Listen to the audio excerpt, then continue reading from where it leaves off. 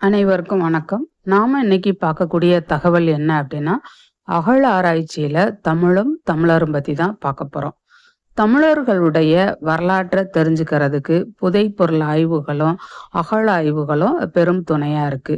நீலகிரி, ஆதிச்சநல்லூர், வெள்ளலூர், அரிக்கமேடு, கொடுமணல், புலிமான் கொம்பை, தேனூர், கீழடி, இது போல பல இடங்கள்ல நடைபெற்ற அகழாய்வுகள் மூலமாக தமிழருடைய பண்பாட்டு நிலைகளும் நாகரிக வளர்ச்சியும் வெளி உலகத்துக்கு தெரிய வந்திருக்கு. இதுல குறிப்பா ஆதிச்சநல்லூர், அரிக்கமேடு, கீழடி ஆகிய இடங்கள்ல நடைபெற்ற அகழாய்வுகள் மூலம் பெறப்பட்ட செய்திகள் என்ன அப்படிங்கிறத தான் நாம இன்னைக்கு பார்க்க போறோம். தமிழ்நாட்டில் பழமையான நகர நாகரிகங்கள் பெரும்பாலும் ஆற்றங்கரையில இருந்து ஆரம்பிச்சிருக்கு.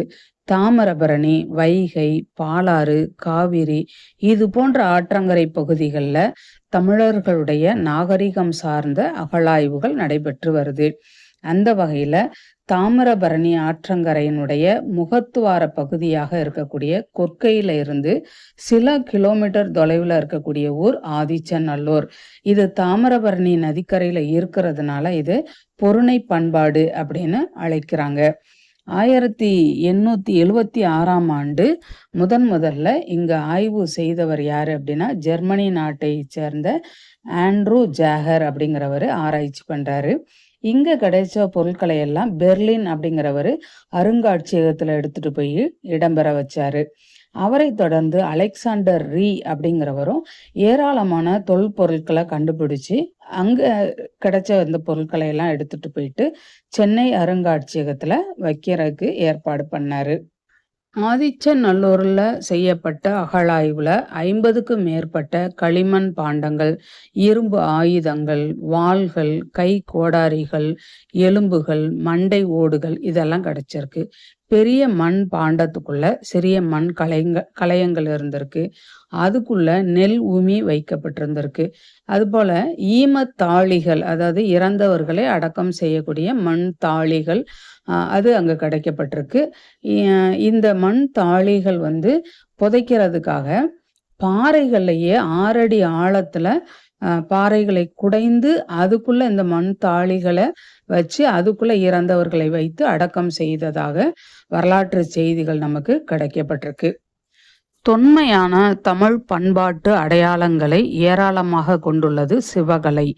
இந்த சிவகலை தூத்துக்குடி மாவட்டத்திலிருந்து, அதாவது தூத்துக்குடியிலிருந்து 31 கிலோமீட்டர் தொலைவிலும், ஸ்ரீவைகுண்டத்திலிருந்து 10 கிலோமீட்டர் தொலைவிலும் தாமிரபரணி ஆற்றினுடைய வடகரையில இந்த ஊர் அமைஞ்சிருக்கு.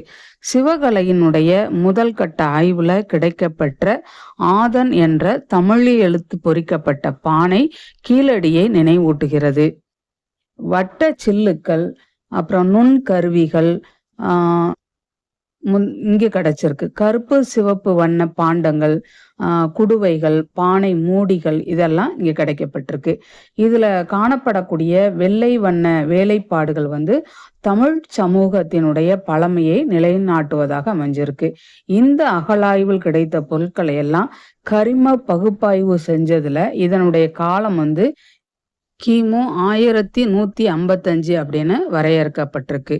தமிழரின் பண்பாட்டு புகழை பரப்பும் வகையில் கீழடி தமிழரின் தாய்மடி என்ற வகையில் கீழடி பகுதியில் 110 ஏக்கர் நிலப்பரப்பிற்கு மேல் அதிக சிதைவில்லாமல் தென்னந்தோப்புகளால் பாதுகாக்கப்பட்டு ஒரு தொன்மை நகர குடியிருப்பும் தொழில் கூட பகுதிகளும் கண்டெடுக்கப்பட்டுள்ளன.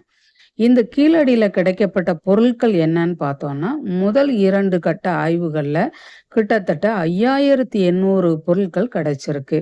கட்டட பகுதிகள், தமிழ் எழுத்துக்களும் கீறல்களும் கொண்ட பானை ஓடுகள், கருப்பு சிவப்பு பானை ஓடுகள், செப்பு காசுகள், மணிகள், சுடுமண் சிற்பங்கள், தங்க அணிகலன்கள், முத்துக்கள், தந்தத்தால் செய்யப்பட்ட சீப்புகள் இது எல்லாமே இங்க கிடைச்சிருக்கு. இந்த தொல்லியல் பொருட்கள் எல்லாமே உலகத்தையே திரும்பி பார்க்க வச்சிருக்கு. இதுவரை தமிழகத்தில் செய்யப்பட்ட அகழாய்வுகள்ல கீழடியில தான் தந்தத்தால் செய்யப்பட்ட பொருட்கள் அதிகமா கிடைச்சிருக்கு. மேலும் தங்கம் கொண்டு அமைக்கப்பட்ட சீப்புகள் முதன்முறையாக தமிழகத்தில் கீழடியில தான் கிடைச்சிருக்கு. கீழடியில 4ஆம் கட்ட ஆய்வுல 5820 பொருட்கள் நமக்கு கிடைக்கப்பட்டிருக்கு. இந்த பொருட்கள் எல்லாம் பண்டைய பண்பாட்டை வெளிக்கொணரக்கூடிய வகையில செங்கல் கட்டுமானங்கள், சுடுமண் உறை கிணறுகள், மழைநீர் வடியும் ஓடுகள் இதெல்லாம் இங்க காணப்படுது. செங்கல் கட்டட பகுதிகள்ல உறை கிணறு, வடிகால் குழாய்கள் என்று மண்ணுக்கு அடியில ஒரு நகரத்தினுடைய பகுதிகளே கண்டெடுக்கப்பட்டிருக்கு. 4ஆம் கட்ட அகழாய்வுகள் கிடைத்த மண்பாண்டங்களும் 50க்கு மேற்பட்ட தமிழ் எழுத்துக்கள் பொறிக்கப்பட்ட மண் கலங்களும் பகுப்பாய்வுக்கு அனுப்பப்பட்டன. இதன் மூலமாக தமிழர்கள் வாழ்ந்த காலம் பின்னோக்கி தள்ளப்பட்டது. இந்த காலத்துல வாழ்ந்த தமிழருக்கு மொழியை எழுதவும் தெரிஞ்சிருக்கு அப்படிங்கிறது வெளிப்பாடாக தெரியுது.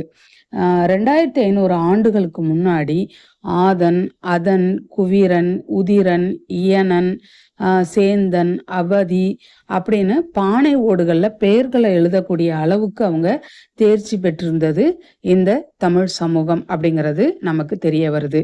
தொல்பொருட்கள், தங்க அணிகலன்கள், செம்பு பொருட்கள், இரும்பு பாகங்கள், சுடுமண் சொக்கட்டான் காய்கள், வட்ட சில்லுக்கள், காதணிகள், கண்ணாடிகள், மணிக்கற்கள், மண் பாண்ட ஓடுகள் இதெல்லாம் வெளிக்கொணரப்பட்டிருக்கு.